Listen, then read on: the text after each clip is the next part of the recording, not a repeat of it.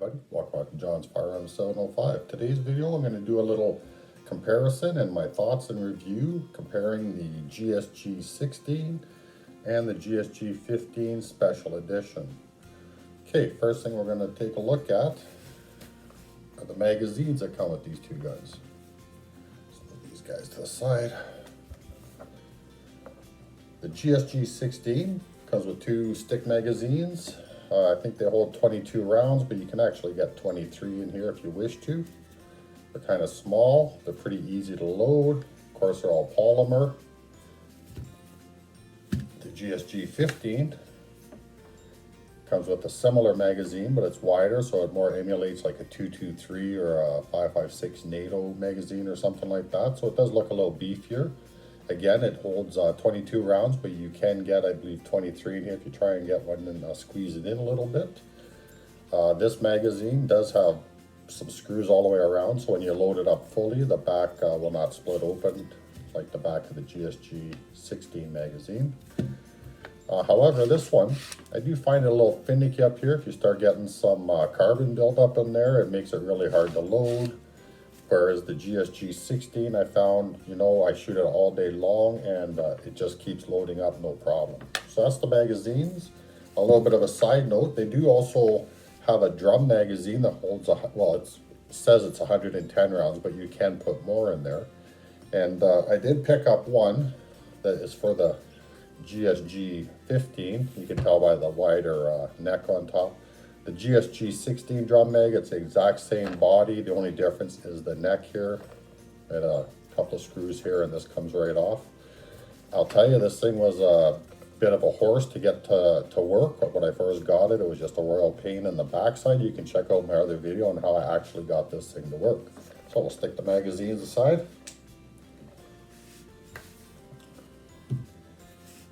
Now we'll take a look at the buttstocks. The GSG-16 has this collapsible one. It's kind of flimsy, it's just plastic. It had a real goofy Picatinny rail on top, which I don't understand what the use was, but I did manage to fashion a little cheek rest here to get a nice little cheek weld. Now the optic on this one, interestingly enough, let's see it here. It's a GSG optic. It actually came when I bought the special edition GSG-15 that I'm comparing this rifle to. And I have it on here. It is dialed in. You can check one of my videos there. I brought this thing out to the range. It shoots really nice dialed in, but the optic sucks ass. I'll tell you right now, I would not pick up the GSG special edition just because you see it comes with this optic.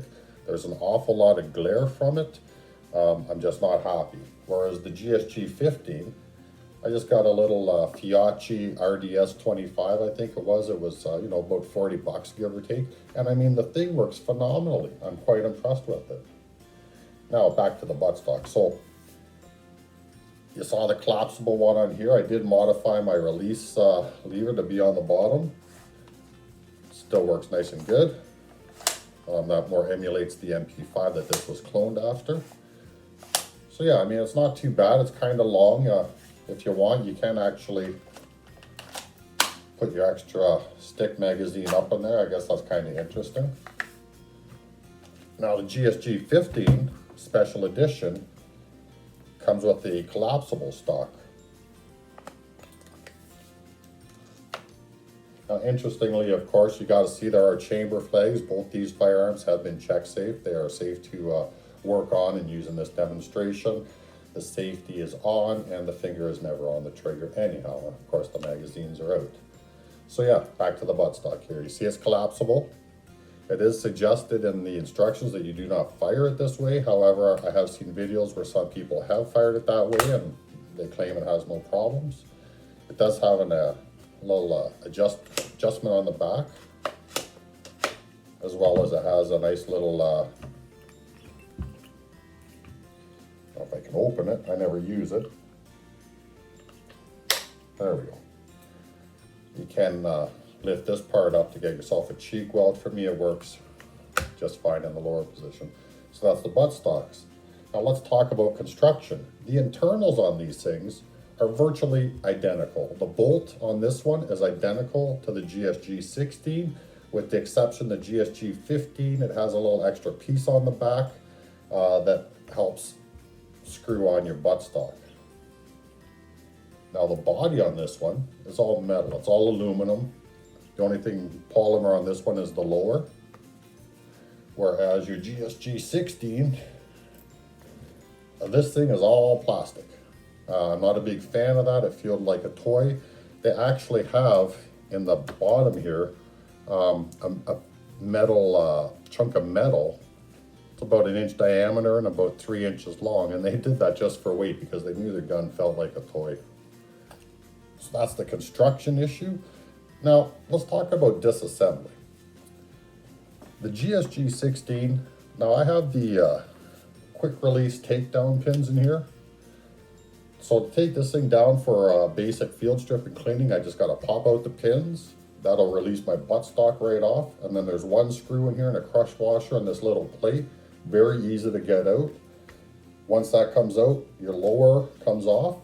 However, for this one, when you take the lower off, the mag well is still attached to the body.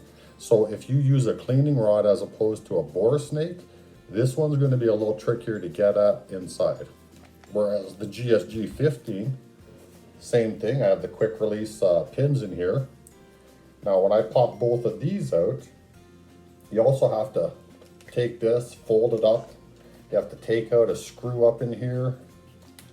You got to take out a screw on this side. You got to take out a screw on this side. And it's a royal pain in the ass. However, once you do get it off, and then you get your lower off, the mag well is attached to the lower here. So this whole thing comes off and you have really good access to your chamber and the block on there, and you can just really clean it up really easily.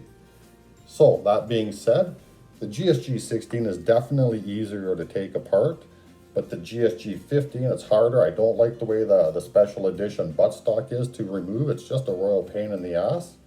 But once it's off, you have really good access. This one, easier to take apart, access to clean up in there, a little bit trickier. Now, if you're using a bore snake, it might not make a difference. But what else can I say about these two things? Well, the GSG-16, it has a bolt hold open, and some people like to give it the old HK slap and go twang and let it go forward. And then you see them online complaining that their charging handle broke. But duh. I personally am not going to do the HK slap. I don't really need to be all cowboy about it. Now the GSG-15, you know, it charges, it goes forward. What I like about the charging handle on this, if you want to change it, you can pop it out and you can put it in either of the 3 on that side, or you can pop it into either of the 3 on this side, just like no tools. You just pop it out, pop it in, you're good to go. You want to change the charging handle. Let me just put this guy back in. You want to change the charging handle on the GSG-16. You got to take off your top Picatinny rail, and they're all both just plastic Picatinnies on these things. They're kind of garbage. You got to take that off. There's a little screw. You can pull this out. Yeah, and there's really nowhere else. You can't, you can change it to the other side, and that's about it. So you only have 2 options, and it's a pain to change. The other one, you have 6 options. You can do it without tools right on the fly, so that's kind of nice. But last few things I want to mention on these ones is the full suppressors. The GSG-16 has this thin little full suppressor, and you have to take out a little Allen wrench to get it off. I've already stripped it out. It's just in punky plastic. Whereas the GSG-15 Special Edition has a little bit thicker full suppressor. It looks a little bit more gnarly. And to take it off, you just simply unscrew it. So that's nice.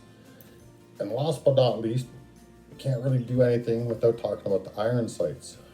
GSG-16 iron sights suck ass. Front one, garbage. It gives you a bunch of these extra pins you can change out. Your rear one here, I don't know if you can see it here, kind of bad angle, sorry guys.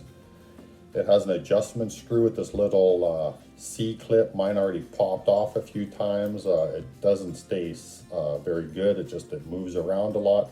Iron sights on the GSG-16, crap. You're gonna want some kind of a red dot or some other kind of optic. Again, I went with the Fiocchi on my other 22s from Amazon. They work just fine. The iron sights with the GSG-15 Special Edition, it comes with a set of flip-ups. It's not too bad. I've used them. They're acceptable if you don't have anything else. They're not too bad. If you don't want to use them, you can easily just undo the Allen keys that come with it and slide them right off. It's a piece of cake. GSG-16, if you don't like the iron sights, well, guess what? That front one is part of the housing, so you can't remove it. The rear one, you can remove this piece.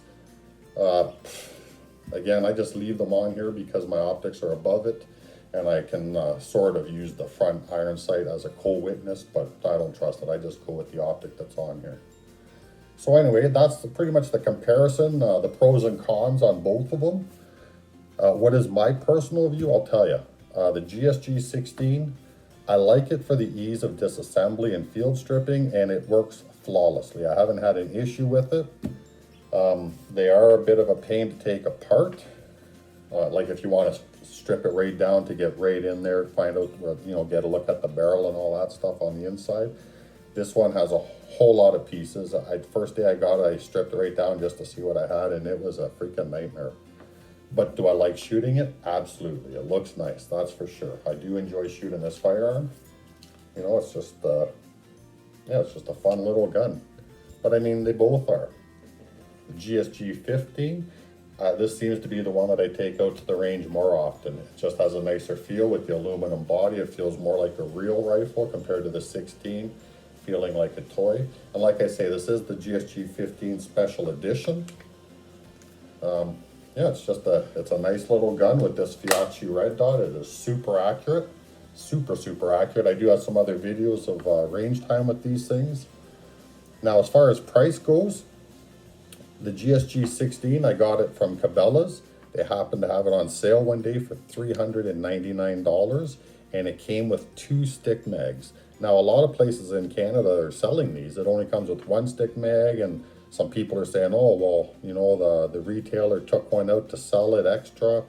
However, I did talk to one of the retailers, and they said there was 2 different suppliers that were bringing them in, which I don't understand. I thought they were all just Blue Line Solutions, but they said that one supplier sells them with the 1 stick, and another supplier brings them in with 2 stick magazines. So you do your own research and belief on that. The GSG-15 Special Edition, it only came with 1 stick mag. So the price on the GSG Special Edition, the GSG-15 Special Edition, I think that one I picked up, it was on sale for, I believe it was $4.99 as well. $4.99, yeah, it was $100 more. This one was $3.99, I believe it was. The GSG-16 on sale at Cabela's with the OD green. Yeah, and this one, the GSG Special Edition, they had it on sale one day for $4.99. And the only reason I really picked it up is it came with this red dot optic. And I thought, hey, great, it already comes with a nice optic. But again, like I say, if you check one of my other videos, this optic sucks ass. I'm probably gonna have to change it out anyway. So that all being said and done, the GSG-15 Special Edition was $100 more than the GSG-16 that I got, keeping in mind that this was on a real sweet deal that day. If I can go back in time and tell myself of what I know now, which one would I pick? I like them both. They're both fun to shoot. I have had a few issues with the GSG-15 Special Edition with the magazine, just the spring in there. It had a hard time loading the first round sometimes. When I got the GSG-15 Special Edition, the bolt was, sorry, my dog's drinking water if you hear some gulping over there. Yeah, I had some issues with this loading the first round. I had some issues with it trying to feed 2, where one would stand up and the bolt would hit it and put a big dent in the side of the casing. Sometimes the bolt wouldn't close all the way. Some of that might have been the 15, the Special Edition I bought, when I took it apart and cleaned it up after the initial issues. It turned out there was quite a bit of crud inside the bolt and the bolt housing. Once I cleaned that all up and I stretched the spring out here a little bit. I know that, not a lot of people don't really think that's a great idea, but it did give it a little bit more tension. And I Gotta make sure I keep those feed lips inside there clean. It seems like after about 100 to 200 rounds, they start having an issue loading.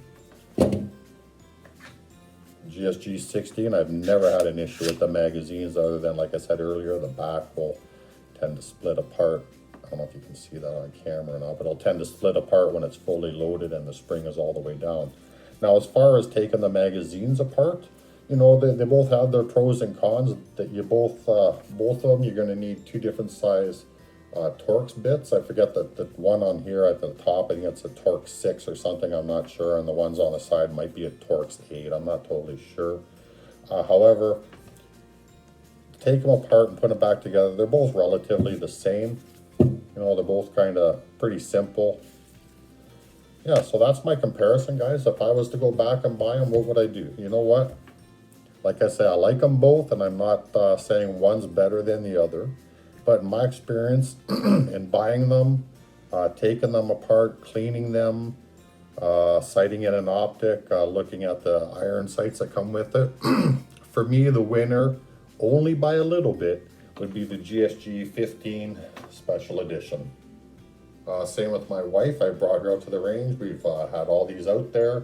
And yeah, she prefers the GSG-15 Special Edition as well. It just seems to be a little bit more accurate. It feels a little bit more like a real rifle as opposed to a toy. So yeah, I think that's pretty much my video, guys. Thanks for watching. Hit the like button, subscribe if you're not a subscriber, leave a comment. And as always, have fun, be safe, peace out, get out to the range, because you never know what the, I'm not even going to say the name, but the current government up in here in Canada, you know who they are. They like to change rules all over the place when it comes to firearms. And the funny part is the rules only serve to get votes from people who are not educated on firearms. And the only people that their rules really punish are people that like to target, shoot, and hunt. So go figure. That being said, that's my little rant as well as my comparison on these two firearms. Again, peace out, cause no harm, have a good one.